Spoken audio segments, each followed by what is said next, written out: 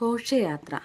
മഹാഭാരതം വനപർവ്വത്തിലാണ് കുരുവീരന്മാരുടെ ഘോഷയാത്ര സംബന്ധിച്ച് കഥ വർണ്ണിക്കുന്നത്. നമ്പ്യാരുടെ ഓട്ടം തുള്ളലിൽ ഭാരത കഥയിൽ നിന്ന് വ്യത്യസ്തമായി പല സംഗതികളും കൂട്ടിച്ചേർത്തിട്ടുണ്ട്. ഉലകുടെ പെരുമാൾ പ്രജാക്ഷേമ തൽപരനായി നാടു ഭരിക്കുന്നു. ഒരു ദിവസം മന്ത്രിമാരെ വിളിച്ച് തന്റെ മാതുലന്മാരെ വധിച്ച് മധുര രാജാവിനോട് പക വീട്ടണമെന്ന് ആവശ്യപ്പെട്ടു.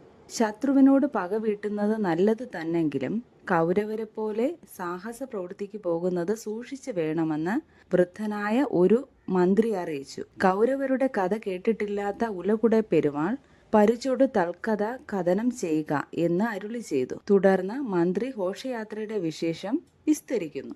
കള്ളച്ചൂതിൽ പാണ്ഡവരെ തോൽപ്പിച്ച് കാട്ടിലയച്ച ശേഷം കൗരവർ രാജാധികാരത്തിൽ മതിച്ചു കഴിയുന്നു. ദ്രൗപദിയും പാണ്ഡവരും കാട്ടിൽ വിശന്നു വലഞ്ഞു നടക്കുന്ന കഥ അറിയാൻ ദുര്യോധനന് മോഹമുദിച്ചു. കുന്തിനന്ദന്മാരുടെ ദീനതകൾ അറിഞ്ഞുവരാൻ ഒരു ഓട്ടനെ കാട്ടിലയച്ചു. അവൻ വനത്തിലെല്ലാം പാണ്ഡവരെ തിരഞ്ഞു. ഒടുവിൽ ദ്വൈതവനത്തിൽ അവർ സുഖമായി കഴിയുന്നു എന്നറിഞ്ഞു. ഓട്ടൻ മടങ്ങി വന്ന് ഈ വാർത്ത കുരു രാജാവിനെ അറിയിച്ചു. വനവാസം തുടങ്ങിയിട്ട് 11 വർഷമായി. പാണ്ഡവർ തിരിച്ചുവരവിന് ഒരുങ്ങുന്നു എന്നുകൂടി അറിയിച്ചു. അനന്തരം ദുര്യോധനൻ കർണനെയും ശകുനിയെയും അടുക്കൽ വിളിച്ച് പാണ്ഡവർ മടങ്ങി വന്നാൽ എന്തു ചെയ്യണമെന്ന് ആലോചിക്കുന്നു. അവരെ വീണ്ടും കാട്ടിലയക്കാനുള്ള വഴി ആലോചിക്കണമെന്നായി അവർ. കാട്ടിലിരിക്കുന്ന പാർത്ഥന്മാരെ നമ്മുടെ വിഭവശേഷി കാട്ടണമെന്ന് ദുര്യോധനന് മോഹമുണ്ടായി.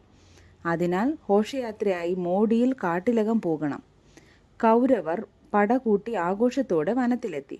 കൗരവർ മഹാഡവിയിൽ കടന്ന സന്ധ്യാനേരം ഗന്ധർവന്മാർ തടാകങ്ങളിൽ ജലക്രീഡയിൽ ഏർപ്പെട്ടിരിക്കുകയായിരുന്നു. പാണ്ഡവരെ ചതിക്കാൻ നീർച്ചോലകളിൽ നഞ്ച് കലക്കുന്നതിന് ദുര്യോധനൻ സേവകർക്ക് നിർദ്ദേശം നൽകി.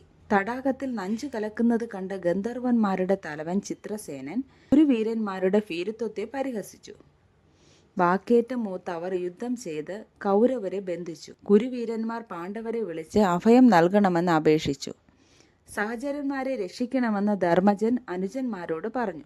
ഭീമൻ ആദ്യം ജ്യേഷ്ഠന്റെ വാക്കുകൾ നിരസിച്ചു. നമ്മളെ ചതിച്ചവരെ രക്ഷിക്കില്ല എന്ന് അയാൾ ശഠിച്ചു. പിന്നെ അർജുനെ കൂട്ടിപ്പോയി ഗന്ധർവന്മാരെ നേരിട്ടു. കൗരവരെ മോചിപ്പിക്കുകയും അവർ ധർമ്മപുത്രരെ വണങ്ങി ഹസ്തിനാപുരത്തേക്ക് മടങ്ങുകയും ചെയ്തു. തുള്ളൽ പാട്ടിലെ പ്രധാന സംഭവം ഇത്രയൊക്കെയാണ്.